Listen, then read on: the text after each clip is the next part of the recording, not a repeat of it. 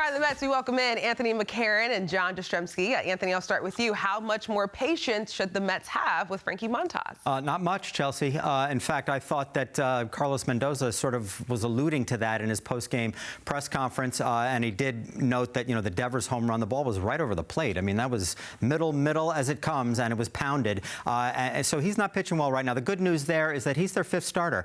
Frankie Montas, as it stands right now, is not starting a playoff game should the Mets, and we expect them to get to October. So, all the hand-wringing over him is a little extreme when you look at the bigger picture. However, I think that this is now getting to be a time when they should consider their other options here. And if that includes dipping into the minors, they have some arms that they held on to at the trade deadline, Chelsea, who may be able to help in this instance. But Montas is pitching himself out of the rotation as it stands right now. Well said, my friend. Patience to me should be minimal for Carlos Mendoza and company. And I was actually, gang, kind of glass half full, believe it or not, on Frankie Montas. I kind of thought the bad rap he got from the New York Yankees a couple of years ago was unreasonable, but he's been a mess. I mean, you can't sugarcoat it any other way. When the ERA is starting to hover around 7, which reeks of a John Jastremski ERA on the junior varsity at Patrides, there are massive problems when indeed that's the case. And here's my issue, Anthony. I get he's a fifth starter, and I get you're probably not going to see him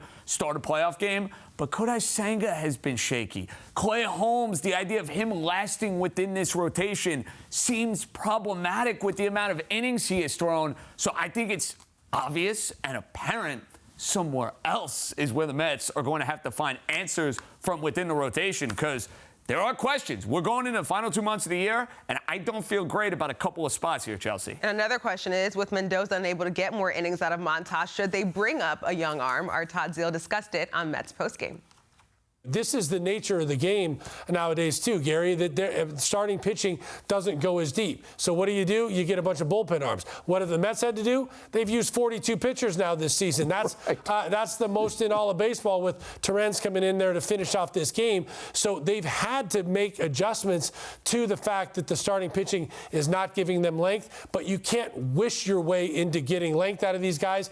And I think making a move for one of the minor league guys, although it may be something that they consider doing, you can't expect them just to come up and fire 7 innings. You have to give them a little bit of leash to get their feet wet at the big league level, even though they've had success